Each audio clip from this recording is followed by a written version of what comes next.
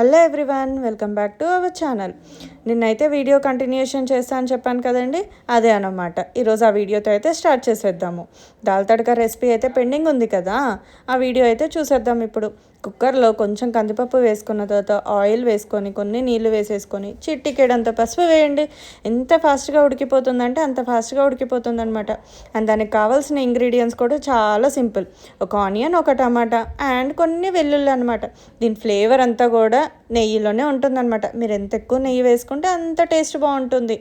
ఇక్కడైతే నెయ్యి కాగిన తర్వాత జీలకర్ర, ఎండుమిర్చి, వెల్లుల్లి, ఆనియన్, టమాటా ఇవన్నీ బాగా మగ్గేంత వరకు ఉంచండి.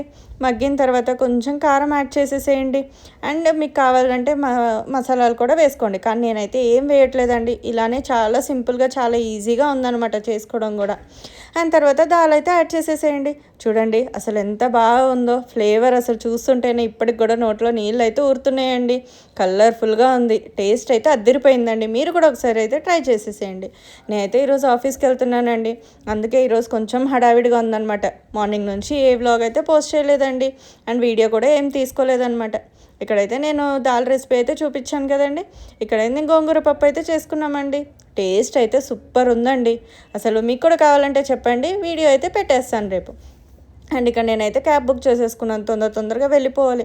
మధ్యాహ్నం ఎండ అయితే బీభత్సంగా ఉందండి. అసలు ఈ ఎండలో ఆఫీస్కి వెళ్ళాలంటే నిజంగా ఎలా వెళ్తున్నారో అనిపిస్తుంది. నేను ఒకరోజు వెళ్ళడానికే ఇలా ఉందన్నమాట నా పరిస్థితి.